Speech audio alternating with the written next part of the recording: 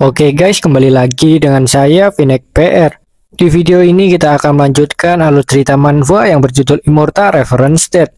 Video ini adalah kelanjutan dari video part sebelumnya, jadi tanpa perlu berlama-lama kita akan langsung masuk saja ke alur ceritanya. Oke, sebelumnya Shenji akhirnya berhasil masuk ke perusahaan Lin Feng setelah sedikit perseteruan. Dia pun kemudian masuk ke dalam lift dan Sueli pun kemudian segera mengejarnya. Dia jelas adalah seorang penguntit, namun dia berpura-pura tak sengaja bertemu. Apapun itu, Sueli pun ikut masuk ke dalam lift. Dia pun kemudian bertanya pada Shenji tentang lantai berapakah yang dia tuju. Shenji pun kemudian menjawab jika itu adalah lantai teratas. Dia juga bertanya tentang apakah Sueli melihat kejadian di depan perusahaan. Sueli pun menjawab iya. Dia pun kemudian berjanji tidak akan membocorkannya. Dia pun kemudian mengeluarkan handphone miliknya. Dia masih berusaha mendekati Shenji. Dia pun meminta nomor WeChat-nya dan Shenji pun langsung menolak karena memang tidak memiliki handphone. Sueli pun tersentak mendengar itu. Dia jelas tak percaya karena latar cerita adalah di tahun 2020 di mana teknologi sudah berkembang pesat. Namun bagaimanapun dia juga tidak memaksa. Dia pun kemudian mengganti topik.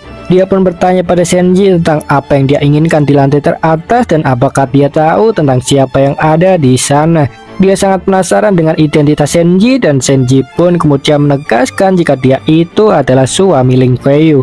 Shenji itu sebenarnya sudah mengatakannya dari awal, namun begitulah Sueli tak percaya padanya. Dia menganggap Shenji itu adalah seorang pembohong karena pernah mendengar pepatah tentang pria akan semakin suka berbohong seiring dengan ketampanannya. Apapun itu, mereka pun akhirnya sampai di lantai teratas. Lin pun kemudian langsung berlari sangat ceria karena tepat di depannya ada sang ibu yang sedang menelpon seseorang. Dia itu sedang membicarakan tentang keluarga bayi. Dia meminta seseorang yang dia telepon itu untuk menyelidiki mereka. Dan dia pun tersentak mendengar suara Lin. Dia pun kemudian bertanya padanya tentang mengapa datang. Feiyu pun kemudian menggendongnya dengan hangat dan Lin pun kemudian mengatakan jika hanya rindu saja karena mama tak ada di rumah. Feiyu pun tertawa senang mendengarnya. Dia pun mengatakan juga merindukannya. Dia pun bertanya pada Lin apakah sudah makan di rumah, dan saat berikutnya Sueli pun datang dengan raut wajah kecewa. Dia jelaslah tidak terima karena Lin yang ada di pangkuan Feiyu itu menjelaskan semuanya. Namun bagaimanapun dia masihlah saja tidak menyerah. Dia pun kemudian mengejek Feiyu. Dia mengatakan jika anaknya yang imut itu sama sekali tak mirip dengannya dan suasana pun menjadi tegang. Feiyu pun terdiam sejenak sebelum kemudian menjawab mengatakan jika itu bukanlah urusannya. Adapun Feiyu ini ternyata memanglah memiliki masalah dengan Sueli sejak 2 tahun lalu setelah pamannya mengutusnya. Inti masalahnya masihlah belum diketahui, hanya saja Sueli memang selalu mengincar Feiyu sejak saat itu. Dan mengesampingkan itu, Lin pun kemudian membela ibunya. Dia menegur Sueli yang berani mengatakan hal buruk tentang ibunya. Dia pun mengatakan jika ibunya itu adalah yang tercantik dari semua yang cantik. Sueli pun hanya bisa terdiam mendengarnya meski jelas dia sebenarnya sangatlah kesal. Dan sementara itu pun Feiyu memerah. Dia senang karena Lin membelanya. Namun bagaimanapun Feiyu tidaklah ingin terlelap dalam masalah konyol dengan Sueli. Dia pun kemudian hendak pergi meninggalkannya. Dia pun kemudian juga menegur Sueli yang masih berani menemuinya meski telah mengacau pada proyek sebelumnya. Itu menunjukkan jika Sueli memanglah bekerja di perusahaan Lin Feng, entah apa jawatannya. Apapun itu, Sueli pun kemudian meminta Feiyu berhenti dulu. Dia mengatakan jika sebenarnya datang untuk membicarakan sesuatu. Feiyu pun kemudian berbalik memarahinya yang justru bertele-tele dan tidak langsung ke tujuannya. Lin pun mendukung ibunya. Itu jelas membuat Sueli semakin kesal padanya dalam hati. Apapun itu, Sueli pun kemudian melaporkan jika berdasarkan hasil investigasi bayi Tian itu memanglah benar-benar menghilang. Dia menduga jika keluarga bayi sedang merencanakan sesuatu. Feiyu pun cepat mengerti. Dia pun kemudian menyuruh Sueli pergi. Feiyu pun kemudian mengajak Lin ke kantornya dan Lin pun menurut saja. Dia nampak senang. Dan sementara itu pun Shenji kemudian bertanya pada Sueli tentang apakah sudah percaya jika dirinya adalah suami Feiyu. Sueli pun hanya terdiam dan Shenji pun kemudian meninggalkannya. Dan kemudian tiba-tiba Sueli pun menyatakan ketidakterimaannya. Dia jelas merasa iri pada Feiyu yang mendapatkan segalanya termasuk Shenji. Namun apapun itu juga Shenji tidaklah peduli. Dia pun kemudian pergi menyusul Feiyu. Feiyu pun kemudian bertanya padanya tentang mengapa tiba-tiba membawa Lilin ke perusahaan. Dia menuduhnya memiliki sebuah ide buruk. Feiyu pun kemudian memperingatinya untuk jangan berani membuat masalah di perusahaan. Adapun Feiyu sendiri menjadi semarah itu tentu ada alasannya, itu berkaitan dengan Sueli. Jadi 2 tahun yang lalu itu Sueli dibawa oleh pamannya untuk bekerja di perusahaan Lin Feng. Dengan dukungan pamannya itu, Sueli dapat naik status dengan cepat, bahkan hampir menggoyahkan posisi Feiyu. Feiyu sendiri sudahlah bekerja keras untuk bertahan, sehingga teringat itu pun dia menjadi kesal karena posisinya sedang terancam lagi oleh karena masalah dengan keluarga Bai yang Shenji buat. Bagaimanapun Shenji itu adalah suaminya, sehingga itu jelas mempengaruhinya. Setidaknya begitulah apa yang Feiyu pikirkan. Dia merasa segala hal menjadi sangat buruk ketika Shenji datang. Feiyu pun kemudian bertanya pada Shenji tentang bagaimana bisa mengenali Sueli. Dia juga bertanya tentang bagaimana Sueli mengetahui nama Lin. Dan Feiyu pun teringat jika Sueli itu memiliki kemampuan khusus. Dia berpikir jika itu ada hubungannya. Dan Shenji pun kemudian menggodanya. Dia mengatakan jika itu karena Sueli tertarik pada dirinya yang tampan. Dia pun kemudian bertanya pada Feiyu kenapa menanyakannya. Dia bertanya apakah sedang cemburu. Dan mendengar itu pun Feiyu tersentak. Dia pun terdiam sejenak. Feiyu pun kemudian meminta Shenji untuk berhenti beromong kosong. Dia pun memintanya untuk menjawab pertanyaannya dengan serius. Dan Lin pun kemudian menyela. Dia mengatakan jika itu adalah karena dirinya yang lelah dalam perjalanan, sehingga menerima tawaran Tante Sueli untuk naik ke mobilnya. Lin pun kemudian menjelaskan jika ayah tak bersalah. Dia bahkan tak mengobrol sedikit pun dengannya. Lin pun kemudian meminta ibunya untuk tidak menyalahkan ayahnya lagi. Dan Feiyu pun akhirnya mulai tenang. Amarah dalam dirinya pun pelan padam. Dia pun kemudian meminta Shenji untuk menjaga jarak pada wanita lain, karena bagaimanapun dia itu suaminya meski hanya secara nama saja. Feiyu pun menegaskan jika itu khususnya untuk Sueli. Dan Shenji pun kemudian mengalihkan topik pembicaraan karena melihat Lin sedang berusaha memeluk Feiyu yang menyilangkan tangan. Dia menyuruh Feiyu untuk menemani Lin saja dulu karena dia sangat menyukainya. Dan Feiyu pun baru sadar hal itu. Dia pun kemudian memeluk Lin sembari menjawab Shenji jika tak perlu diingatkan jika tentang masalah seperti itu. Dan saat berikutnya Feiyu pun tiba-tiba nampak murung kembali karena teringat jika masih ada banyak masalah yang belum terselesaikan. Ternyata keluarga Bai itu sudahlah mulai menyerang keluarga Ling, sehingga mereka itu harus segera ditangani sebelum keluarga Ling benar-benar hancur. Shenji pun kemudian bertanya balik padanya. Dia bertanya tentang mengapa harus takut pada keluarga Bai. Feiyu pun kemudian menjelaskan jika itu adalah karena keluarga Bai kini sudah bergabung dengan keluarga besar lainnya untuk menjatuhkan keluarga Ling. Shenji pun kemudian menanyakan lantas apa rencana keluarga Ling selanjutnya, dan Feiyu pun tersenyum masam karena tidak bisa menemukan solusi apapun.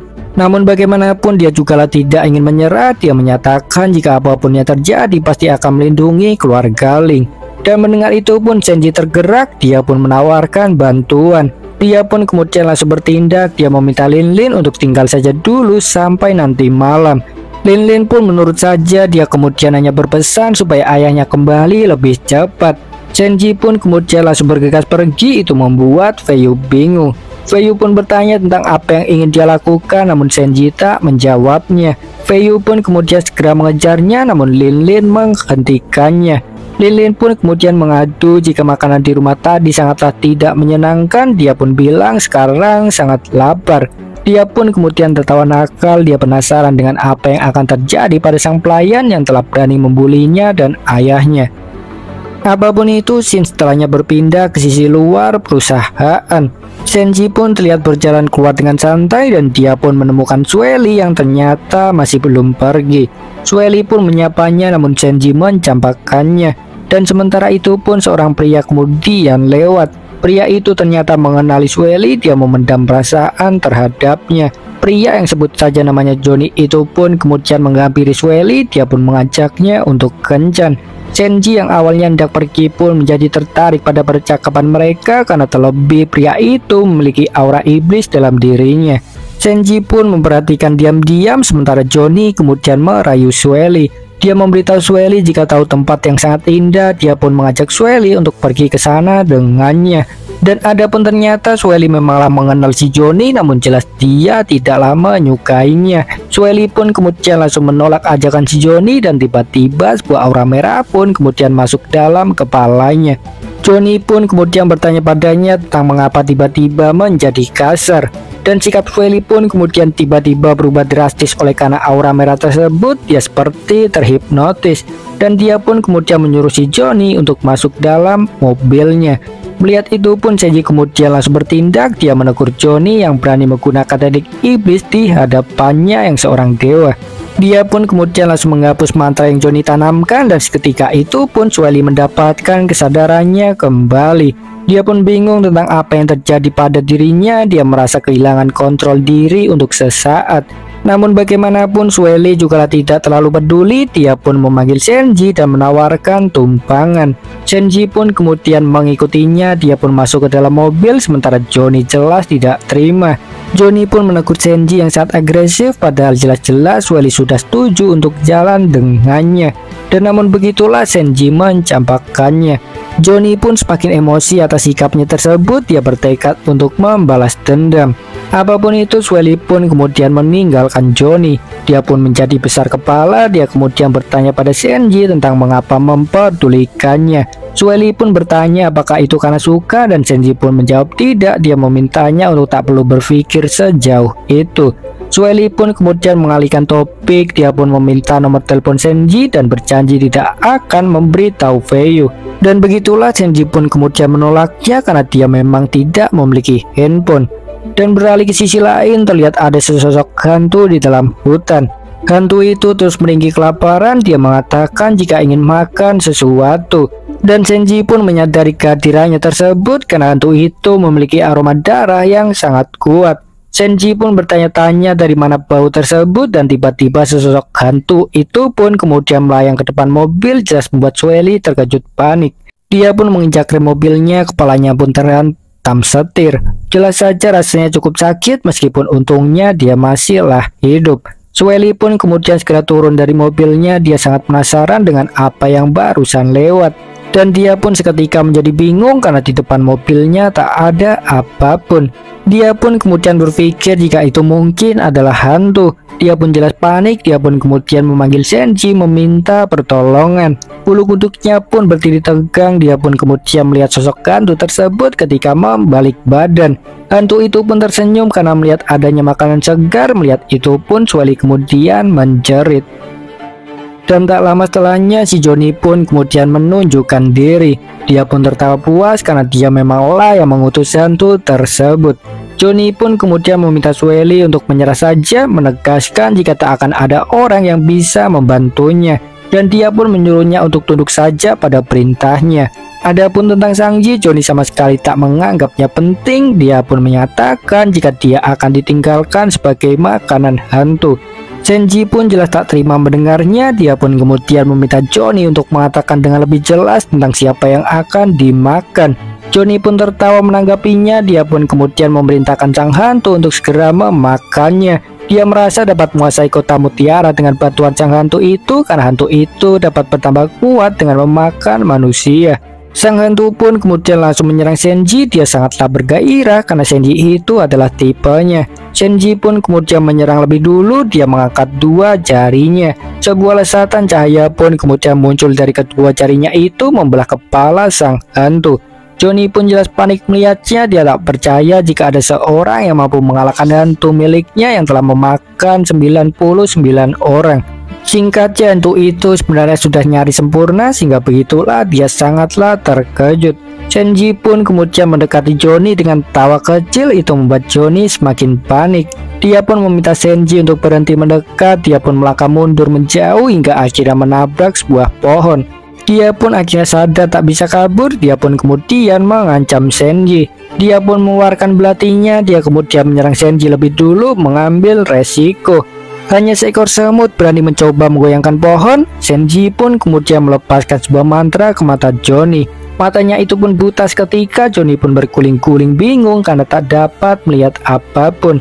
Dan Shenji pun kemudian melepaskan sebuah mantra lain, dia pun membakar Johnny hingga tak tersisa. Shenji pun kemudian menyatakan jika itu adalah hukuman yang pantas bagi kultivator iblis, yaitu hangus menjadi debu dan asap. Shenji pun menjadi semakin penasaran dengan seberapa banyak kultivator iblis di bumi, dia pun ingin memusnahkan mereka semua. Dan saat berikutnya Sueli pun kemudian berlari ke arahnya dengan air mata berlinang karena ketakutan. Dia pun kemudian bertanya apakah iblis wanitanya sudah mati, dan Shenji pun menyuruhnya untuk melihatnya sendiri saja.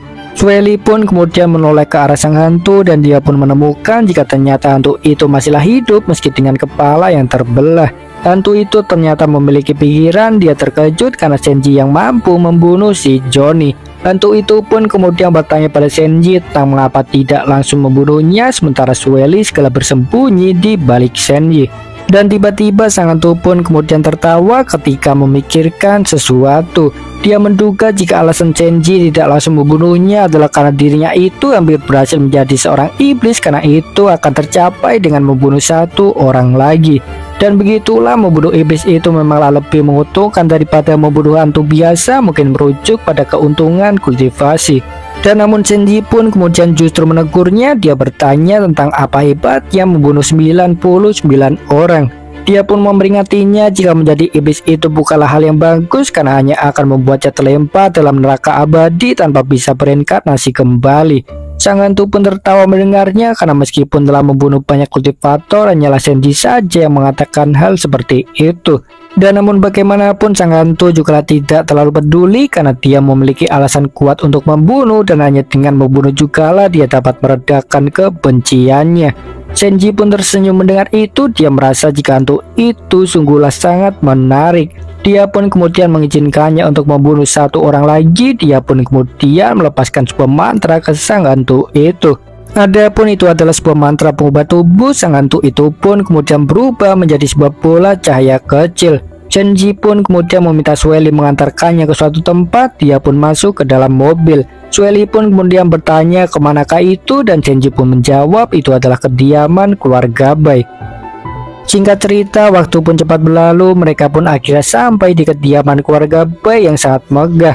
Sueli pun seketika menjadi panik atas kegilaan Shenji tersebut. Dia pun meringatinya jika Shenbang itu tak akan mudah untuk dijumpai. Shenji pun kemudian turun dari mobil. Dia pun bertanya pada Sueli memang siapa Bai Shenbang itu. Jika aku ingin menemuinya, kau pikir aku perlu izin darinya? Ucapnya. Dan Sueli pun kemudian memukul setir mobilnya. Dia jelas sangatlah kesal. Dia itu hanyalah takut Shenji kenapa-napa, karena meskipun dia tahu Shenji itu memiliki kemampuan aneh, dia tetaplah merasa jika menantang Shenbang itu terlalu berlebihan. Namun bagaimanapun dia juga tak mau ikut campur lebih jauh. Dia pun memutuskan untuk pergi demi menghindari masalah. Dan beralih ke sisi Shenji, dia kini sudahlah sampai di depan pintu masuk kediaman keluarga Bai yang dijaga oleh dua orang pengawal. Keduanya itu pun kemudian langsung menertawakan Shenji karena mereka tahu jika Shenji itu adalah suami Feiyu. Mereka bertanya apakah ingin meminta maaf. Mereka benar-benar menertawakan Shenji. Shenji pun kemudian menertawakan balik mereka. Dia bertanya apakah Shenbang itu pantas untuk mendapatkan kata maaf darinya. Kedua pengawal itu pun seketika murka. Mereka jelas tidak terima. Mereka pun kemudian bermaksud untuk menjadikan Shenji sebagai contoh tentang siapapun yang berani melawan keluarga Bai pasti akan lenyap. Mereka pun kemudian langsung menyerang Shenji dengan mulut besar, dan Shenji pun langsung menggertak mereka. Dia menyuruh mereka untuk diam. Dia pun kemudian langsung melesatkan sebuah bola api, dan begitulah keduanya pun tewas dalam sekejap. Shenji pun kemudian masuk ke dalam kediaman keluarga Bai. Dia pun kagum karena kediaman keluarga Bai itu sangatlah elegan. Shenji pun teringat akan seseorang melihat tata susunannya tersebut, yaitu seorang bernama Feng Shui. Dan begitulah Shenji menduga jika Feng Shui lah yang mengajari Shenbang, atau setidaknya itu diwariskan secara turun-temurun. Apapun itu, Shin setelahnya berpindah ke sisi Bensang yang sedang berbincang-bincang dengan Chenchu. Mereka itu memanglah bekerja sama karena Chenchu ingin merebut Feiyu sebagai istri. Bensang pun bertanya apakah itu saja yang dia inginkan, dan Chenchu pun menjawab iya. Dia pun berjanji akan membantu sepenuh tenaga untuk membuat keluarga Ling jatuh untuk itu. Chenchu ini sangatlah percaya diri dapat mendapatkan Feiyu karena dia berpikir jika sang kakek Ling pasti akan menurutinya setelah dia menyelamatkannya dari kematian beberapa hari sebelumnya. Dan namun sayangnya rencana mereka itu akan segera hancur saat berikutnya seseorang pun menendang pintu ruangan. Bensang pun jelas sangat terkejut. Dia bertanya-tanya tentang siapa yang begitu berani. Senji pun kemudian langsung menunjukkan dirinya. Dia langsung menegur mereka berdua yang berani membicarakan istrinya. Bensang pun murka melihatnya. Dia kemudian langsung memanggil para pengawal untuk menangkapnya. Senji pun hanya tersenyum menanggapinya. Dia kemudian menasihatinya untuk jangan membuang waktu. Dan benar saja tak ada seorang pun yang datang. Senji telah membantai semua pengawal. Bensang pun semakin murka karena para pengawal sampah itu tak bisa diandalkan. Dia pun kemudian meminta bantuan Chenchu untuk menghabisi Senji. Dia menawarkan hadiah besar dan Chenchu pun menerimanya. Chenchu pun kemudian langsung menggatak Senji. Dia menuduhnya sebagai seorang kultivator iblis. Dia pun menyatakan ketidakterimaannya pada waktu itu di kediaman keluarga Ling. Dia pun kemudian menyuruh Senji berlutut jika ingin diampuni. Dan Senji pun tertawa mendengar itu karena di dunia ini Chenchu lah satu-satunya yang berani berbicara seperti itu kepadanya. Chenchu pun kemudian langsung mengeluarkan sebuah kertas mantra. Dia menyatakan jika Fei Yu akan segera menjadi miliknya. Chenchu pun kemudian mengaktifkan kertas mantranya tersebut dan sesosok ular yang sangat banyak pun kemudian keluar. Ular-ular itu terselimuti dengan petir. Chenchu pun kemudian tertawa karena sangat percaya diri. Adapun itu merupakan teknik terbaiknya sehingga begitulah dia yakin Senji tak akan bisa melawan. Hanya cacing kecil dan kau berani menyebut itu sebagai teknik elemen petir terbaik. Senji pun kemudian melepaskan sebuah mantra elemen petir yang sama. Namun jelaslah itu jauh lebih kuat. Sesosok naga pun kemudian muncul dari mantranya itu. Naga itu memancarkan petir yang sangat brutal dalam sekujur tubuhnya. Senji pun kemudian melesatkannya. Naga itu pun kemudian melahap cacing-cacing yang Chenchu keluarkan. Itu kemudian menghantam tubuhnya secara langsung. Chenchu pun kejang-kejang karena serangan petir. Dia pun terluka parah. Dia pun terjatuh. Dia tak menyangka teknik miliknya dapat dikalahkan semudah itu. Senji pun kemudian mengeluarkan sebuah bola cahaya. Dia pun memerintahkannya untuk memakan Chenchu. Sang hantu pun kemudian menunjukkan wujudnya. Dia pun tertawa senang. Dia pun kemudian langsung mencekik leher Chenchu yang meringkih memohon ampunan. Sang hantu pun kemudian mencapik-capik leher Chenchu dengan brutal. Darah pun memenuhi jarinya. Sang hantu pun kemudian menggerogoti tubuhnya perlahan, tak menghiraukan ringkihan kesengsaraan Chenchu. Dan beralih ke sisi Senji, dia pun kemudian langsung menghampiri Bensang. Senji pun kemudian menegaskan jika semua ini adalah konsekuensi karena dirinya berani menantang keluarga Ling, dan Bensang pun tersungkur lemas. Dia pun menegaskan diri adalah kepala keluarga Bai. Dia pun kemudian bertanya pada Senji tentang apa yang dia inginkan. Senji pun kemudian memintanya untuk jangan berani lagi menyentuh keluarga Bai, juga memintanya meminta maaf secara langsung pada Fei Yu. Apapun itu, setelahnya Shin pun berpindah ke perusahaan Ling. Terlihat Fei Yu nampak sangat terkejut karena keluarga Bai tiba-tiba memutuskan untuk menyerah. Dia pun bertanya-tanya tentang bagaimana itu bisa terjadi, dan seorang pegawai pun kemudian memberitahunya jika itu memanglah kenyataannya.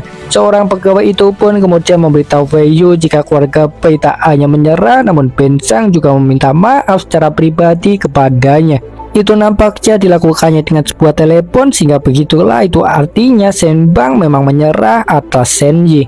Apapun itu, mendengar itu pun Fei Yu jelas makin terkejut. Dia berpikir jika mungkin ada yang salah dengan otak Bensang. Dan melihat percakapan mereka itu pun, Lilin yang sedang makan lollipop pun tertawa karena dia tahu jika itu semua pasti hasil kerja keras ayahnya. Dia pun semakin takjub oleh kehebatan ayahnya tersebut. Dia senang karena ayahnya bisa mengatasi masalah sang ibu. Waktu pun cepat berlalu. Beberapa hari pun telah lewat setelah menyerahnya keluarga Bai. Terlihat Shenbang memarahi anak buahnya karena mereka tak kunjung menemukan anaknya. Dan para anak buahnya itu pun kemudian membawa seorang pria tua yang mencoba kabur. Dia itu terlihat seperti orang pintar, adapun dia kabur adalah dikarenakan dia tak sanggup melawan hantu wanita yang sudah menjadi iblis yang nampaknya sengaja Senji tinggalkan di kediaman keluarga Bai. Pak tua itu pun kemudian meminta pengampunan. Dia mengatakan jika tak punya alasan lain karena dirinya adalah tulang punggung keluarga. Dan Shenbang pun seketika murka mendengar itu. Dia menganggap Pak tua itu tidak berguna karena bahkan tak bisa mengatasi seorang hantu wanita. Bensang pun memerintahkan anak buahnya untuk membunuh Pak tua itu, dan si Pak tua pun berteriak memohon ampunan. Namun begitulah, Bensang sama sekali tak peduli. Anak buahnya pun kemudian membawanya untuk dieksekusi. Dan Master Shenbang pun kemudian tiba-tiba menyuruh seluruh anak buahnya untuk melanjutkan penyerangan terhadap keluarga Ling. Dia meminta mereka untuk melakukannya diam-diam. Mendengar itu pun seorang anak buahnya kemudian panik. Dia meminta Bensang untuk memikirkan lagi keputusannya. Dia memperingatinya jika Shenji itu adalah orang yang sangat berbahaya, namun Bensang sama sekali tidaklah peduli. Dia itu sudahlah setengah gila karena anaknya tak kunjung kembali. Dia tak bisa berpikir jernih. Dia pun menegaskan jika Shenji itu tidaklah perlu ditakuti karena dia hanyalah seorang yang memiliki sedikit kekuatan saja. Fakta di mana dia menikahi putri keluarga Ling itu menunjukkan ketidakberdayaannya. Setidaknya itulah yang dipikirkan oleh Bensang. Dia memutuskan untuk lanjut menghancurkan keluarga Ling. Apapun yang terjadi, dia tak percaya Shenji akan berani lagi menantangnya. Dia pun kemudian menyuruh anak buahnya untuk memanipulasi pasar demi menjatuhkan keluarga Ling. Apapun itu, Shin pun setelahnya berpindah ke kediaman keluarga Ling, di mana seorang pegawai memberikan hasil penyelidikannya pada Fei Yu. Itu adalah penyelidikan tentang identitas Shenji. Fei Yu pun kemudian langsung membacanya. Dan seketika itu pun dia terkejut ketika mengetahui Shenji adalah berasal dari keluarga Shen. Pada saat yang sama, Lilin pun kemudian datang. Dia langsung berlari ke arahnya dengan senyum lebar. Hari itu adalah hari Minggu, sehingga begitulah Lilin ingin mengajak ibunya untuk jalan-jalan. Fei Yu pun kemudian langsung menyembunyikan laporannya. Dia menolak ajakan Lilin dengan alasan sedang sibuk mengurus urusan perusahaan. Shenji pun kemudian membujuknya. Dia pun bertanya pada Lilin apakah sangat ingin jalan-jalan dengan ibunya. Lilin pun menjawab iya. Dia kemudian memohon pada sang ibu karena terlebih dia tahu jika ibunya itu sudah bekerja sangat keras kemarin. Fei Yu pun kemudian mencubit pipinya. Dia meminta maaf karena benar-benar tidak bisa. Fei Yu pun kemudian meminta Shenji untuk jangan menyamakan dirinya yang punya banyak waktu. Dia pun menegaskan jika sedang sibuk. Shenji pun kemudian bertanya apakah benar tidak mau pergi, dan Fei Yu pun menjawab iya. Fei Yu pun memintanya untuk jangan lagi membuat masalah. Dia pun menegurnya yang tidak punya kemampuan apapun dan uang, lemah dan tanpa harapan. Itulah apa yang Fei Yu pikirkan. Dan dia pun kemudian juga bertanya apakah Shenji benar-benar berpikir keluarga Bai akan menyerah begitu saja. Shenji pun kemudian langsung membantahnya. Dia menegaskan jika tak ada seorang pun di dunia yang berani mempertanyakan kekayaan dan kemampuannya. Dia menegaskan jika dirinya itu adalah penguasa dunia, dan Fei Yu pun mencampakkannya yang terlihat seperti sedang membual di matanya. Dia langsung pergi begitu saja. Lilin pun merasa cemas. Dia kemudian bertanya pada ayahnya apakah tak ingin menggantikan ibu, dan Shenji pun hanya tersenyum menanggapinya. Dan saat berikutnya tiba-tiba Shenji pun tersentak karena merasakan suatu hal. Dia pun menoleh ke sumbernya dan dia pun menemukan seorang pria gemuk yang sedang bersembunyi di balik vas bunga. Pria gemuk itu pun kemudian menyapa Shenji. Dia ternyata memang mengenalnya. Dia itu adalah seorang dari keluarga Shen, marga yang sama dengan Shenji. Pria gemuk itu pun kemudian bertanya pada Shenji tentang mengapa meninggalkan kediaman keluarga Shen, juga bertanya apakah wanita barusan itu adalah direktur wanita perusahaan Ling. Dan mendengar itu pun Shenji jelas menjadi bingung. Dia merasa jika seharusnya tak mengenal siapapun karena baru saja tiba di bumi. Dan sang pria gemuk itu pun kemudian bertanya lagi pada Shenji tentang mengapa diam saja. Dia pun kemudian memperkenalkan dirinya yang bernama Shen Ming dan mengatakan jika dia adalah saudara sepupu yang tumbuh bersama dengannya. Shen Ming pun kemudian bertanya lagi apakah sudah melupakannya karena telah sukses, dan Shenji pun kemudian langsung melepaskan sebuah mantra ke kepalanya. Itu adalah sebuah mantra pembaca ingatan. Shenji pun kemudian menyelam jauh dalam alam bawah sadarnya. Dan benar saja dia pun menemukan adanya seorang yang sangat mirip dengan dirinya di keluarga Shen. Adapun orang yang mirip dengannya itu sudah menghilang dalam waktu yang sangat lama, sehingga begitulah kesalahpahaman pun terjadi. Shenji pun kemudian berpikir sejenak. Dia pun merasa jika mengambil identitasnya jugalah tidak ada ruginya karena terlebih seorang yang mirip dengannya itu jugalah sudah menghilang. Shenji pun kemudian memulai perannya. Dia bertanya pada Shen Ming tentang bagaimana situasi rumah sekarang. Dan Shen Ming pun kemudian menjawab jika tak ada hal yang khusus. Ayahmu itu tidaklah berencana melakukan apapun terhadapmu karena bagaimanapun dia itu jugalah seorang kepala keluarga. Selama kau bisa bertahan, ayahmu itu jugalah akan memberikan warisannya kepadamu. Wanita itu dan anak palsumu itu tidaklah akan bisa mengalahkanmu. Hari tuamu itu pasti terjamin. Shen Ming pun kemudian bertanya lagi pada Shenji apakah wanita itu benar-benar anak keluarga Ling. Dia merasa jika ayahnya pasti akan segera menangis jika mengetahuinya dan mulai menyuruhnya kembali.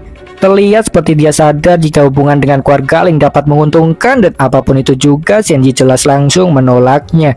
Dia menyatakan jika tak akan pernah kembali karena sudah memiliki anak. Lin pun kemudian bertanya pada ayahnya tentang siapakah sebenarnya pria gemuk itu. Shen Ming pun kemudian menggodanya. Dia bertanya siapa anak kecil yang sangat lucu itu. Dia nampaknya mengira jika Lilin itu adalah anak Feiyu. Dan Lilin pun menjadi takut karena si gendut itu seperti seorang pedofil. Dia pun langsung bersembunyi di balik ayahnya. Shen Ming pun kemudian memintanya tenang dulu. Dia menjelaskan jika tak memiliki maksud khusus. Namun bagaimanapun Shenji sudahlah tak peduli lagi. Dia kemudian langsung pergi meninggalkannya. Shen Ming pun kemudian mencoba memanggilnya. Dia bertanya mengapa pergi, namun Shenji tak menjawabnya. Lin pun kemudian bertanya pada ayahnya apakah menyukai paman gemuk itu. Dia menyatakan jika dia tidaklah menyukainya. Apapun itu, Shenji pun kemudian membawa Lin masuk ke dalam rumah. Dia itu masihlah memikirkan tentang keluarga Shen. Dia masih tak menyangka jika akan ada seseorang yang mirip dengannya di bumi. Itu membuatnya sangat penasaran dengan keluarga Shen. Dia pun kemudian menggunakan teknik teleportasi untuk pergi ke kediaman Shen. Seketika itu pun dia terkejut karena tepat di depan rumah keluarga Shen terdapat sebuah formasi iblis yang memblokir keberuntungan. Dan satu nama pun terlintas dalam benak Shenji. Dia menduga jika mungkin Feng Shui lah yang mengatur formasi tersebut, entah karena apa. Nampaknya Feng Shui ini adalah seorang dewa jahat karena Shenji sendiri memanglah beberapa kali menyebut namanya, seperti dia menduga jika Feng Shui lah yang membantu keluarga Bai menyusun rumah. Bagaimanapun keadaan di depannya itu jelas membuatnya sangat penasaran. Dia tak menyangka jika planet kecil bumi akan memiliki banyak orang yang berjalan di jalan iblis. Dan oke, Shinbo setelahnya berpindah ke dalam kediaman keluarga Shen. Terlihat seorang cantik sedang duduk di sofa dan seorang lainnya pun kemudian datang dari lantai atas memanggilnya dengan ibu dan bertanya tentang bagaimana penampilannya hari ini. Ngomong-ngomong, Shenji itu sedang menyusup diam-diam. Dia pun tersentak ketika melihat pria-pria itu karena di sekitarnya ada banyak sekali hantu anak-anak. Shenji sendiri tahu jika hantu itu adalah arwah anak-anak yang telah dia bunuh. Dia pun kemudian melepaskan sebuah mantra ke hantu anak-anak yang menangis tersebut. Itu adalah mantra pemecah yang entah apa gunanya. Apapun itu, tiba-tiba anak-anak hantu itu pun menjadi sangat brutal. Mereka menggigit tubuh seorang pria tersebut, membuatnya sangat terkejut karena tubuhnya tiba-tiba terasa sangat sakit. Dia pun meminta tolong pada ibunya. Itu membuat ibunya cemas. Sang ibu pun bertanya pada anaknya yang ternyata bernama Swanjo itu tentang apa yang terjadi, mengapa tiba-tiba merasa sakit. Dia pun segera bergegas mendekati Swanjo. Dia pun kemudian berteriak meminta siapapun yang mendengarnya untuk segera memanggilkan dokter. Dan seseorang pun kemudian datang dengan raut wajah kesal. Dia ternyata adalah Shen Ming. Shen Ming pun kemudian bertanya pada ibu Swanjo tentang mengapa sangat berisik hingga mengganggu tidurnya. Dan dia pun kemudian seketika tertawa melihat Xianzhou menderita karena ternyata Shen Ming itu sebelumnya sudah sering memperingatinya untuk jangan menggoda wanita dan membuat mereka membunuh anaknya sendiri. Shenji pun dengan cepat menyadari keadaannya mendengar itu karena di dunia abadi sendiri ada suatu hal yang bernama samsara atau seperti sebuah karma. Dan saat berikutnya sang ibu pun mendengar suara tangisan anak kecil. Dia pun jelas sangat panik. Dia tahu jika suara itu berasal dari sekitar Xianzhou. Dia pun menjadi yakin jika memang ada suatu hal yang salah dengan tubuhnya. Dia pun kemudian mencoba meraih sesuatu di sekitar Xianzhou dengan perasaannya, dan benar saja dia pun berhasil menangkap tangan salah satu seorang hantu. Dan Shenji pun terkejut melihatnya. Dia tak menyangka jika akan ada seorang manusia biasa yang bisa menyentuh hantu. Apapun itu, tak lama setelahnya seorang dokter pun kemudian datang tepat saat Xianzhou kehilangan kesadaran. Dokter itu pun kemudian langsung memandu Xianzhou untuk membawanya ke kamarnya supaya dapat memberikan perawatan. Singkat cerita, mereka pun sampai. Sang ibu pun kemudian bertanya pada dokter tentang apa yang sebenarnya terjadi pada anaknya. Sang dokter pun memintanya tenang saja karena kondisi fisik Xianzhou itu sepenuhnya baik-baik saja. Menurutnya Xianzhou itu hanya sedang stres saja sehingga membuatnya berhalusinasi merasakan rasa sakit. Dan seketika itu pun sang ibu menjadi marah. Dia menegaskan jika Xianzhou itu tidaklah mungkin stres. Sang ibu pun mempertanyakan kelayakan dokter tersebut dan Shen Ming pun tertawa menanggapinya. Dia itu menyindir bibinya tersebut. Dia mengatakan jika Xianzhou yang dia persiapkan sebagai pimpinan keluarga selanjutnya itu memang memiliki kemungkinan stres karena sibuk dengan wanita di luar. Dan sementara itu pun Chen Ji hanya memperhatikannya dengan diam. Dia pun ingat jika seharusnya nama ibu Xianzhou itu adalah Bai Mengxing. Dia pun berpikir jika wanita itu pasti dari keluarga Bai. Dan selagi dia memikirkan itu pun seorang berkacamata kemudian datang menegurnya. Dia adalah kepala keluarga Shen yang bernama Shen Shengfeng. Dia bertanya pada Shen Ji tentang mengapa dan kapan kembali, juga mengapa bersembunyi di pojokan. Dan dia pun juga bertanya tentang apakah sudah mengetahui kesalahannya. Shen Ji pun menjawab dengan singkat. Dia mengatakan jika datang karena ingin kembali saja. Dan percakapan mereka itu pun mengundang perhatian Mengxing seketika menjadi kesal. Dia langsung mengenali Shen Ji sebagai sampah yang melarikan diri. Dia pun bertanya-tanya tentang bagaimana bisa dia berani kembali. Dan begitulah intinya, dia itu cemas jika Shen Ji itu ingin berkompetisi dengan Xuanyou demi memperebutkan posisi kepala keluarga. Shen Ming pun kemudian langsung membela Shen Ji. Dia mengatakan jika saudaranya itu sudah bukan orang yang sama dengan sebelumnya. Dia pun kemudian langsung membocorkan identitasnya sekarang yang seorang menantu dari keluarga Ling. Mendengar itu pun semua orang jelas terkejut, tak terkecuali sang ayah. Begitu juga para pelayan rumah pun juga sama terkejutnya karena Shen Ji itu memanglah sudah terkenal sebagai sampah keluarga. Satu sisi mereka juga tahu jika Fei Yu adalah penerus satu-satunya dari keluarga Ling. Mereka pun sadar jika itu artinya Shen Ji akan ikut menjadi ahli waris perusahaan Lin Feng. Dan Mengxing pun kemudian bertanya pada Shen Ji dengan senyuman tentang apakah benar sudah menikah dengan Nona Ling. Dia merasa tak terima dalam hati karena justru si sampah yang mendapatkan keberuntungan bukan Xuanyou. Dan di sisi lainnya sang ayah memiliki pikiran yang berbeda. Dia jelas merasa senang atas kabar tersebut karena dengan bantuan keluarga Ling, keluarga Shen akan memiliki kesempatan untuk naik. Sang ayah pun kemudian bertanya pada Shen Ji apakah dia tidak tahu jika keluarga Shen itu berada di kondisi yang sulit. Dia pun kemudian juga bertanya tentang mengapa tak memberitahu lebih cepat jika memang menjadi menantu keluarga Ling. Dan Shen Ji pun kemudian menjawab dengan singkat. Dia bertanya balik tentang memangnya apa keharusannya memberitahunya. Dan dengan percakapan singkat itu pun Shen Ji langsung tahu jika Sheng Feng adalah seorang yang memiliki perhitungan bagus. Dan selanjutnya pikirannya pun cukup rumit. Intinya dia itu menduga jika Shen Ji yang asli itu diusir adalah karena ketidakbergunaannya. Dan dia pun menduga jika inti dari masalah itu adalah Bai Mengxing. Mengesampingkan itu, Shen Ming pun kemudian bertanya pada Sheng Feng pamannya tentang mengapa tiba-tiba berkata baik pada Shen Ji. Dia pun bertanya tentang apakah akan menggunakannya lagi yang dulu memiliki banyak keluhan. Dan Sheng Feng pun seketika menjadi marah mendengarnya. Dia pun kemudian menggetak Shen Ming yang berani berbicara seperti itu kepadanya. Sheng Feng pun kemudian langsung melarang Shen Ji untuk bergaul dengannya lagi, menegaskan jikanya boleh belajar darinya saja. Itu seperti dia ingin menguasai Shen Ji untuk kepentingannya, dan Shen Ji pun menurut saja karena tentu dia ingin menyelidiki sesuatu. Apapun itu, Sheng Feng pun kemudian membawa Shen Ji ke ruang kantornya. Dia itu berpikir jika ketegangan antar dirinya dan Shen Ji itu sangatlah besar. Dia takut jika Shen Ji justru merasa asing setelah lama pergi. Terlebih Shen Ji itu sekarang sangatlah dingin. Sifatnya itu mengingatkannya pada seorang dewa. Mungkin memanglah ada sebuah mitos tentang hal tersebut sehingga pikiran itu muncul. Namun bagaimanapun Sheng Feng segera menjernihkan pikirannya. Dia itu merasa jika itu tidaklah mungkin. Adapun penampilan Shen Ji itu lebihlah terlihat manusiawi sekarang. Sheng Feng pun menduga jika keluarga Ling memang mengurusnya dengan baik. Sheng Feng pun kemudian memulai pembicaraan. Dia bertanya pada Shen Ji tentang bagaimana bisa dia tiba-tiba menjadi menantu keluarga Ling. Dia juga meminta Shen Ji untuk menceritakan pengalamannya selama tinggal di keluarga mereka. Shen Ji pun kemudian mengarang indah. Dia menjelaskan jika bisa menikah adalah karena saat itu dia datang di upacara pernikahan Nyonya Ling. Mempelai prianya itu berpenampilan burik sehingga Nyonya Ling kemudian mengajakku untuk menikah menggantikannya, ucapnya. Sheng Feng pun kemudian bertanya lagi tentang Lin Lin karena dia nampaknya telah mendengar berita tersebut. Dia bertanya dari mana anak itu, dan Shen Ji pun menjawab jika dia memanglah anaknya dengan Fei Yu. Sheng Feng pun seketika marah. Dia pun memukul meja sangat kuat dan dia meminta Shen Ji untuk tak perlu berbohong kepadanya. Kau itu sudahlah berani menyinggung keluarga Ling. Tidakkah kau takut jika keluarga Ling akan memakanmu hidup-hidup ketika mengetahui kebenarannya? Ucapnya. Dan Zenji pun tersentak mendengar ada orang bodoh yang berani berbicara seperti itu kepadanya, sementara Sheng Feng tak lagi ingin memikirkannya.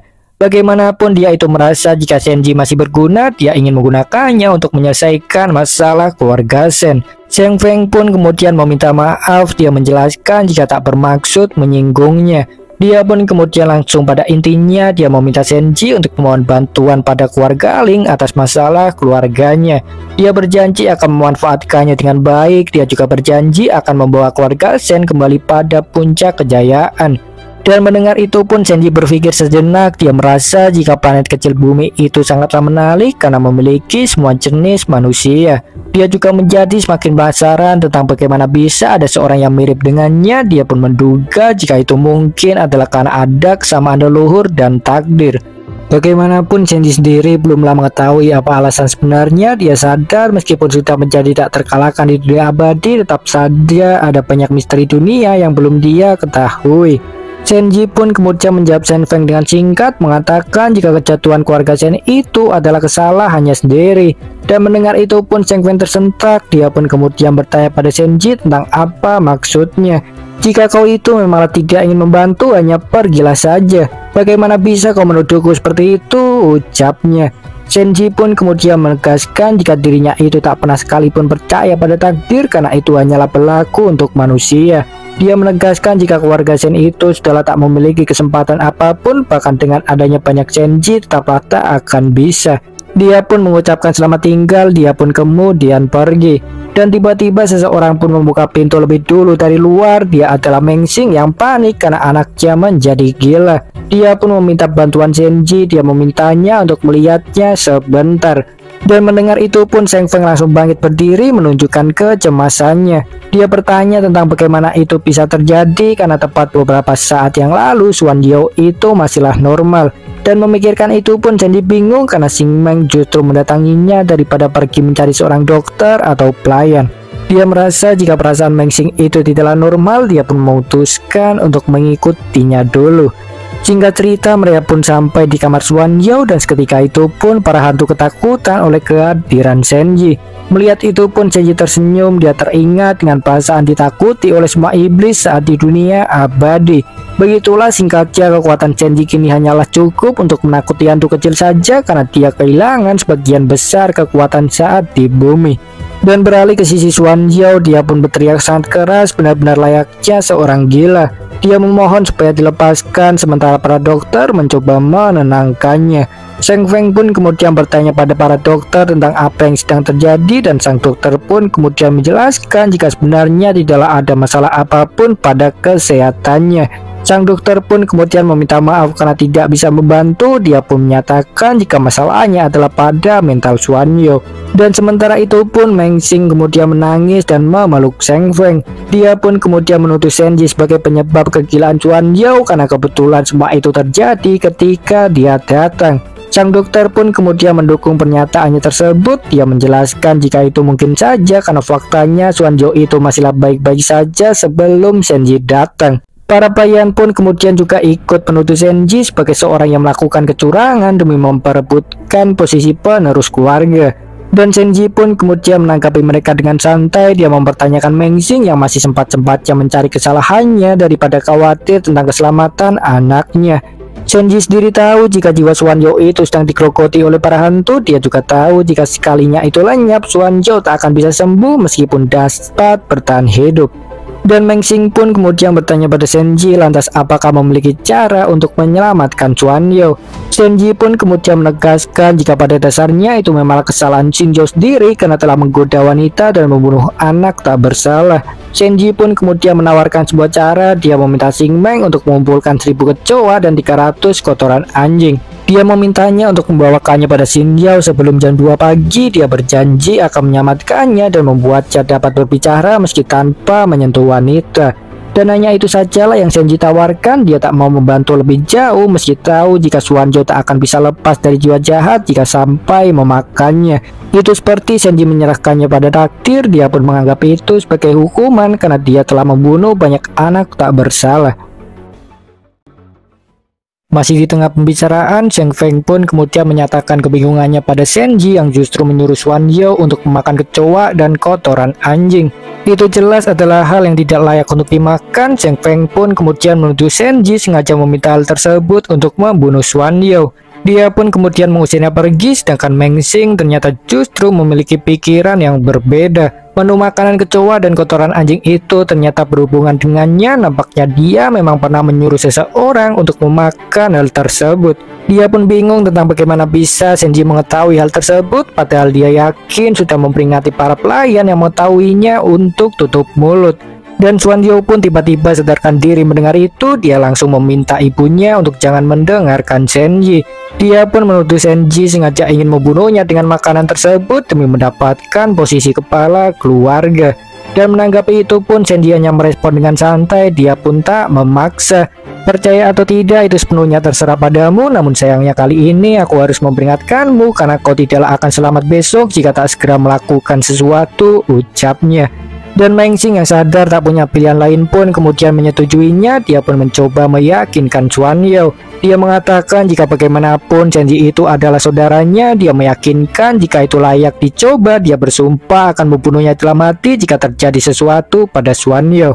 Dan Shenji pun kemudian menegaskan ucapannya sekali lagi. Dia menyatakan diri sebagai seorang dewa abadi yang memiliki ucapan mutlak. Dia menegaskan jika perkataannya bisa mengubah langit dan bumi, dan jika mengatakan berguna maka itu akan berguna. Apapun itu, Meng Xing pun kemudian menyuruh Paman Fu untuk segera mencari bahannya. Dia memberinya waktu sampai nanti malam dan Paman Fu pun menurut saja. Meng Xing pun kemudian meminta Shenji untuk tinggal dulu saja setidaknya sampai besok karena metode yang akan digunakan adalah metode yang dia sarankan. Dia pun meyakinkan Shenji jika bagaimanapun Xuan Yao masihlah saudaranya. Dia ingin memastikan keselamatannya. Shenji pun memintanya jangan khawatir. Dia pun berjanji akan datang jam 2 pagi. Dia pun kemudian tersenyum karena Meng Xing itu memiliki pikiran yang sangat luar biasa. Shenji itu sebenarnya tahu jika Meng Xing itu menyuruhnya tinggal adalah supaya dia bisa menyalakannya jika terjadi sesuatu pada Xuan Yao. Dia pun merasa jika keluarga Shen sangatlah kacau. Dia merasa jika Fei Yu jauh lebih baik dari mereka. Apapun itu, Shenji pun kemudian bergegas pulang dan dia pun bingung karena tak menemukan Lin Lin di kamarnya. Dia pun kemudian menggunakan mantra pelacakan dan dia pun menemukan jika Lin Lin sedang ada di kamar ibunya sedang mendengar sebuah cerita. Mengetahui itu pun Shenji teringat akan dirinya di masa lalu yang meskipun menjadi seorang immortal pertama dan tak terkalahkan, namun dia selalu sendirian. Dia ingat jika hanya ketika Lilin lahirlah dia merasakan sebuah kehangatan. Dia pun sempat berpikir jika hanya darinya sajalah dia bisa merasakannya. Dan namun begitulah saat ini Shenji merasakan hal yang berbeda karena selain Lin kini ada Fei Yu yang begitu hangat. Apapun itu, Shenji pun kemudian bergegas ke kamar Fei Yu. Dia pun mengetuk pintu sembari bertanya apakah Lin ada di dalam. Lin pun tiba-tiba bangkit mendengar suara ayahnya itu. Dia pun merasa sangat senang. Dia pun memberitahu ibunya jika itu pasti adalah ayah. Dia pun kemudian langsung berlari membuka pintu, namun Fei Yu menghentikannya. Dia pun menyuruhnya menahan diri lebih dulu. Fei Yu pun kemudian menggunakan kesempatan untuk mengancam Shenji. Dia menyuruhnya meminta maaf padanya jika tidak ingin anaknya dia kalahkan. Lin pun dengan cepat menyadari jika ibunya ingin memainkan sebuah peran. Dia pun menawarkan diri untuk menangis supaya membuat suasana lebih nyata. Dan sementara itu pun Shenji nampaknya menyadari sesuatu. Dia berpikir jika mungkin alasan Fei Yu marah tadi pagi adalah karena dia mengira jika dirinya dari keluarga Shen. Shenji pun kemudian memainkan perannya. Dia meminta maaf karena tidak memberitahunya lebih awal. Dan Fei Yu pun kemudian menggodanya lagi. Dia mengatakan jika kata maaf itu tidaklah cukup karena sekarang memiliki Lin sebagai sandera. Dia pun mengancam Shenji akan melakukan apapun yang dia mau, dan Lin pun kemudian menangis. Dia meminta ayahnya untuk segera membujuk ibunya karena sekarang sedang ditangkap olehnya. Dan Shenji pun tersenyum mendengar itu. Dia jelas tahu jika Lin itu sedanglah berpura-pura. Dia tak pernah menyangka jika akan ada hari di mana harus bermain peran dengan makhluk panas, sehingga begitulah dia tersenyum. Namun bagaimanapun rasa sayangnya pada Lin itu memang sangat besar. Dia pun kemudian mengikuti kemauannya. Dia pun kemudian membujuk Fei Yu untuk jangan marah dan meminta Lin untuk menahan air matanya. Dia pun menyatakan jika bersedia dihukum dengan cara apapun dan kemudian meminta Fei Yu untuk melepaskan Lin. Dan mendengar itu pun Fei Yu justru merasa kecewa karena tanggapan Shenji itu sangatlah membosankan baginya. Dia pun mengakhiri sandiwaranya, dia pun bertanya pada Senji apakah benar percaya. Dia pun kemudian menegaskan jika tak akan melakukan suatu hal seperti itu karena Lin adalah anaknya. Dan mendengar itu pun Senji tersenyum lagi, dia tak menyangka jika Feiyu sebenarnya adalah seorang yang lembut dan memiliki banyak kasih dalam dirinya. Dan saat berikutnya suara tengkuran pun terdengar dari dalam ruangan tepat ketika Senji hendak membuka pintu. Itu menunjukkan jika Feiyu dan Lin telah tertidur. Senji pun kemudian tak ingin mengganggu mereka, dia pun langsung menutup pintu kembali. Dan singkat cerita, waktu pun cepat berlalu setelahnya, jarum jam pun hampir menunjukkan angka 2. Dia pun kemudian segera bergegas ke kediaman keluarga Zen untuk menepati janjinya, terlebih dia juga ingin tahu tentang identitas sebenarnya dari bayi Mengxing. Dan beralih ke sisi Shuang Yao, dia masihlah saja sama seperti sebelumnya, dia terus mengatakan hal-hal aneh seperti jangan sakiti aku. Melihat itu pun Mengxing hanya bisa terdiam panik, dia jelaslah sangat khawatir karena berbagai cara telah ditempuh namun tak ada sedikit pun kemajuan. Adapun kali ini sang dokter baru saja menyuntikkan cairan penenang, namun begitulah itu tak ada hasilnya. Sang dokter pun akhirnya menyerah, dia pun kemudian mengatakan jika mungkin satu-satunya cara adalah menggunakan metode yang ditawarkan oleh Senji. Dan saat berikutnya seseorang pun membuka pintu ruangan, dia tidaklah lain adalah Senji. Mengxing pun kemudian langsung bangkit berdiri melihat kedatangannya tersebut, dia pun lega karena Senji menepati janjinya. Dan seketika itu pun Shuang Yao kemudian langsung menyatakan ketidakterimaannya. Dia bertanya pada Senji mengapa begitu membencinya. Dia bertanya memangnya kapan pernah menyakitinya, juga mengapa melakukan semua itu kepadanya.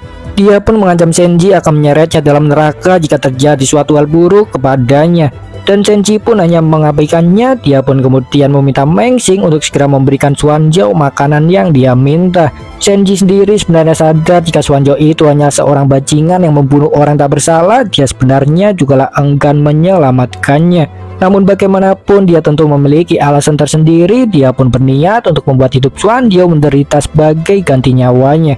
Apapun itu, Mengxing pun kemudian meyakinkan Shuang Yao untuk menerima saja metode yang Senji tawarkan meski sangat berat. Paman Fu pun kemudian memberikan sup kecoa dengan kotoran anjing yang mana jelas saja baunya sangat mengerikan. Shuang Yao pun langsung menolak untuk memakannya. Dia pun meminta Paman Fu untuk membawa jauh-jauh makanan tersebut. Mengxing pun kemudian melihat ke arah jam dinding. Dia pun menjadi semakin takut karena jarum jam yang hampir genap menunjukkan angka 2. Setidaknya itu hanyalah tersisa 5 menit saja sebelum semuanya berakhir. Mengxing pun kemudian meminta Paman Fu untuk memaksa Shuang Yao memakannya. Dia tak memiliki pilihan lain. Paman Fu pun kemudian mencobanya, namun tetap saja Shuang Yao memberontak. Dia mengipaskan tangannya. Dia pun menyuruh semua orang untuk keluar. Dia pun mengancam Senji tidak akan membiarkannya jika sampai terjadi sesuatu kepadanya. Dan tiba-tiba suatu hal aneh pun terjadi dari balik jendela. Guntur tiba-tiba menyambar menghasilkan getaran yang sangat hebat. Melihat itu pun Mengxing jelas sangat bingung. Dia pun kemudian bertanya pada Senji tentang apa yang sebenarnya sedang terjadi, dan Senji pun hanya tertawa menanggapinya. Senji sendiri tahu jika itu sebenarnya adalah ulah para hantu. Dia pun terkejut karena Mengxing dapat merasakannya meski tak dapat melihatnya dengan jelas. Senji pun memujinya karena untuk ukuran manusia biasa dia itu sudahlah cukup mengesankan. Mengxing pun kemudian bertanya lagi pada Senji apakah juga merasakan suatu perasaan aneh. Dia pun kemudian tersentak ketika menyadari jika Senji pasti dapat melihatnya. Dan namun begitulah, Senji tak menanggapinya. Dia bahkan dapat berdiri tegak tanpa goyah meskipun sedang ada fenomena aneh yang terjadi. Dan melihat itu pun Mengxing jelas sangat terkejut karena Senji yang dulu itu jauh berbeda dengan apa yang sekarang. Dia pun bingung tentang bagaimana bisa Senji berubah begitu drastis, sementara Paman Fu akhirnya berhasil memasukkan sup kecoa kotoran anjing dengan bantuan sang dokter. Dan pada saat yang sama, para hantu anak-anak yang beringas pun menunjukkan dirinya tepat di belakang Shuang Yao. Mereka terlihat ingin menyantapnya, namun secara tak terduga Mengxing dapat melihat mereka. Mengxing pun kemudian langsung menangkap para anak hantu tersebut. Dia meminta anaknya untuk berhati-hati. Dan saat berikutnya tangan Mengxing pun mulai berasap, itu seperti tangannya terbakar.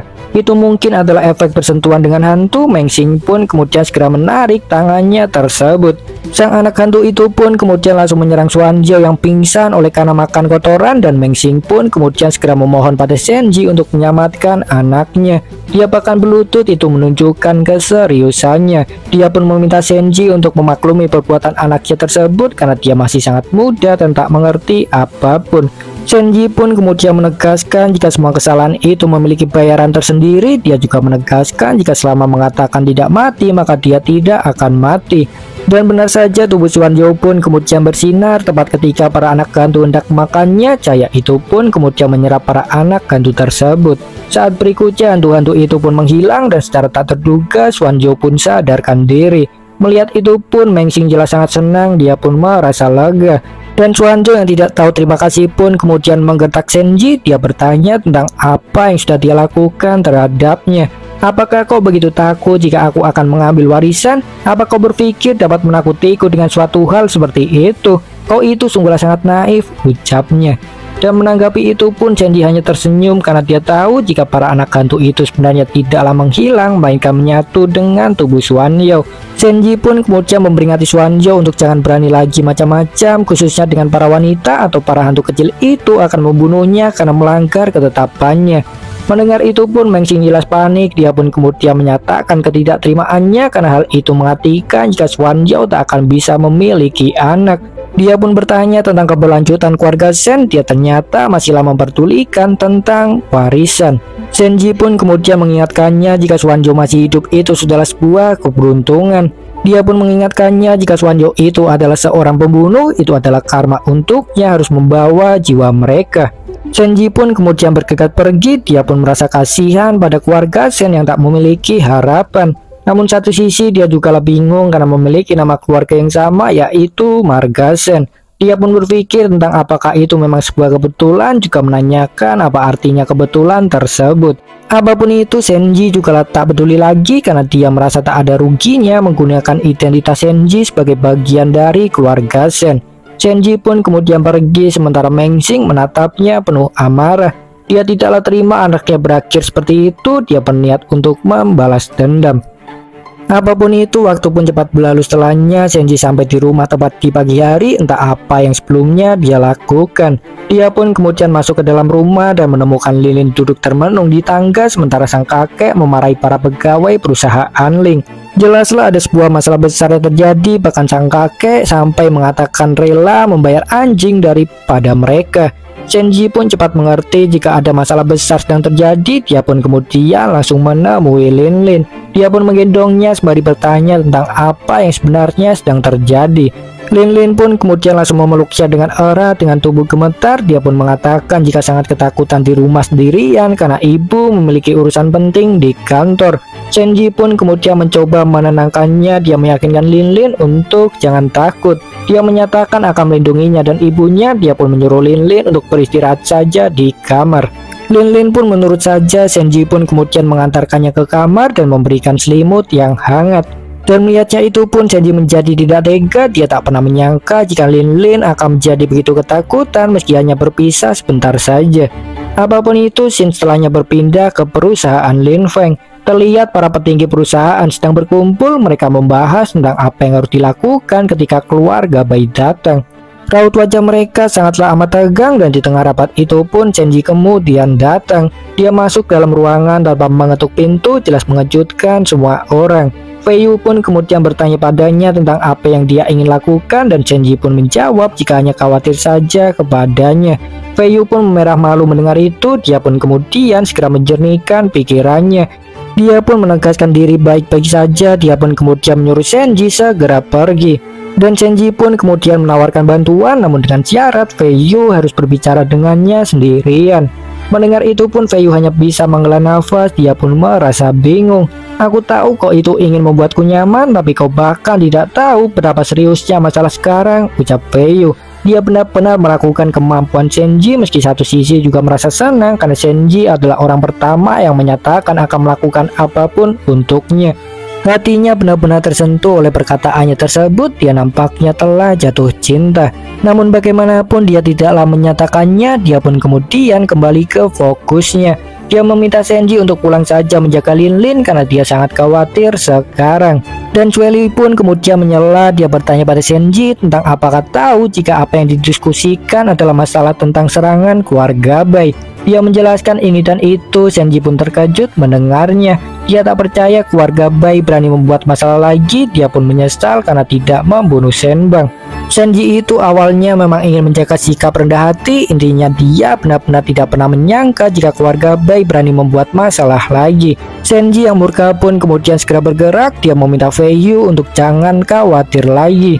Feiyu pun kemudian langsung meneriakinya, dia menyuruh Senji untuk berpikir dulu dengan jernih. Sueli pun kemudian mengingatkannya jika mencari solusi lebih penting atau perusahaan Lin Feng akan hancur. Sueli sendiri jelas tahu jika Senji itu memiliki kapabilitas untuk mengatasi keluarga Bai karena dia pernah melihat kemampuannya sendiri secara langsung.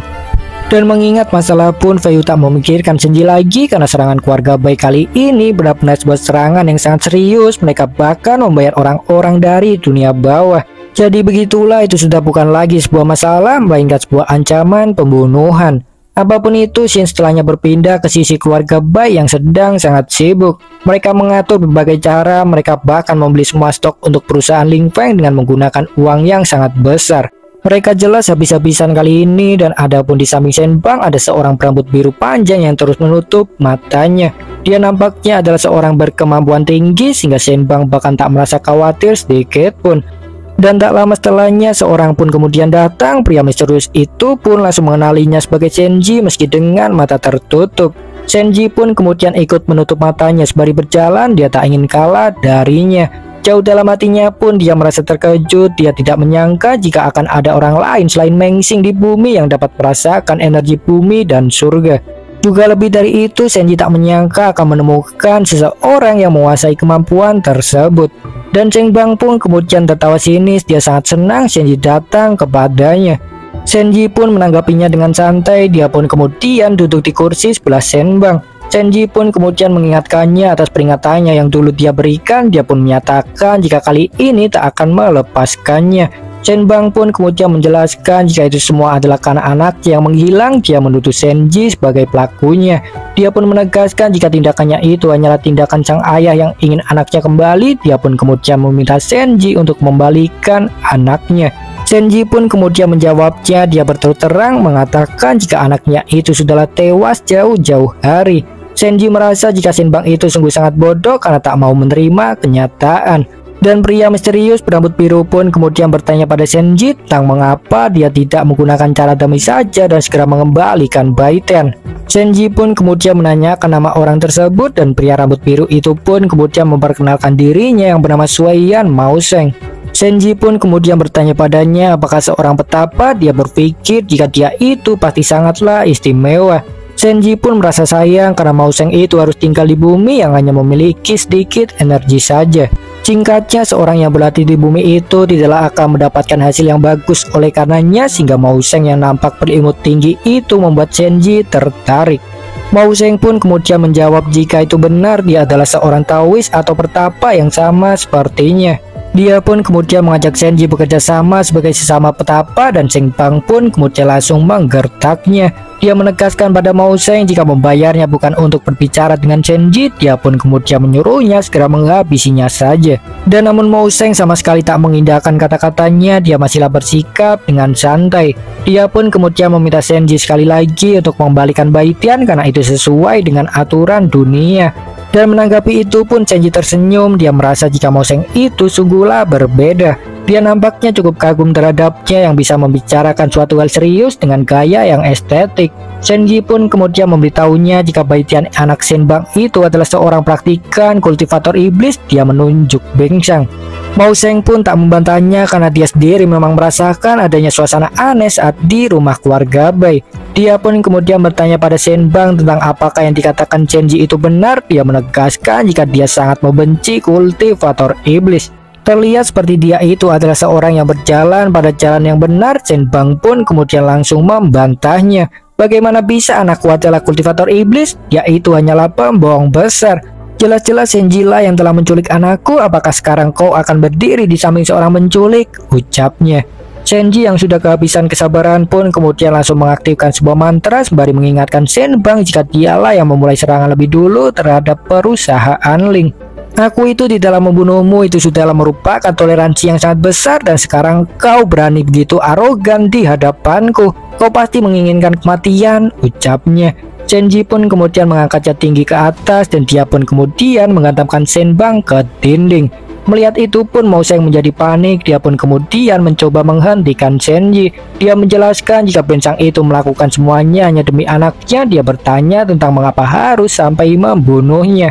Shenji pun kemudian menjelaskan jika anaknya itu memanglah sudah dia bunuh karena berjalan di jalan iblis. Dia menegaskan jika Bensang sendirilah yang tak mau menerima kenyataan dan terus-menerus menantangnya.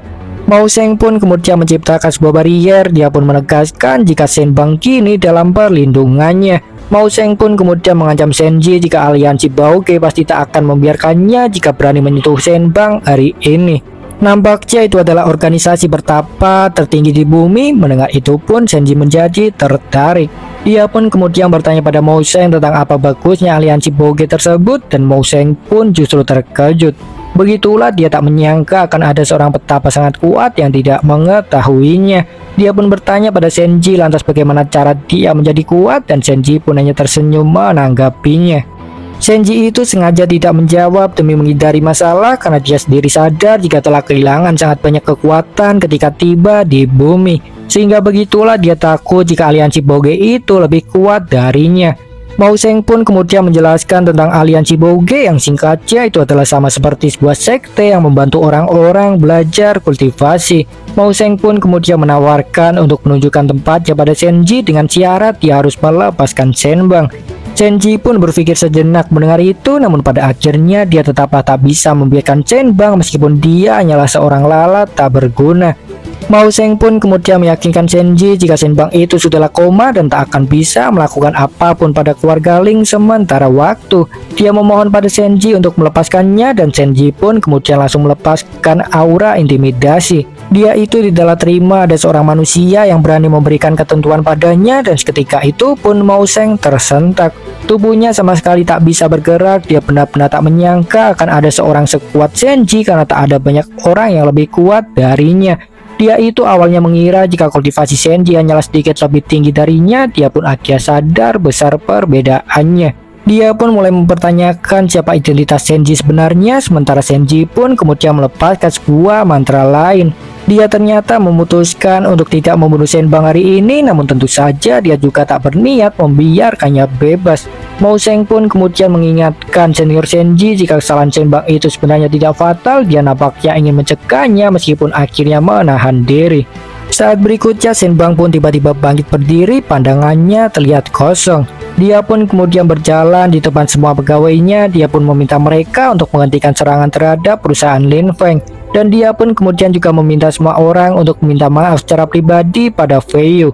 Mendengar itu pun semua orang jelas bingung. Seseorang pun kemudian bertanya tentang mengapa menghentikan serangan tiba-tiba setelah menghabiskan sangat banyak uang. Seorang itu mengingatkannya jika itu akan membuat perusahaan mengalami kerugian besar, dan Shen Bang pun kemudian langsung menampar kepalanya. Dia meminta orang itu untuk diam saja tanpa membantah. Dia nampaknya telah dicuci otak oleh Shenji. Dan begitulah bagaimana masalah berakhir.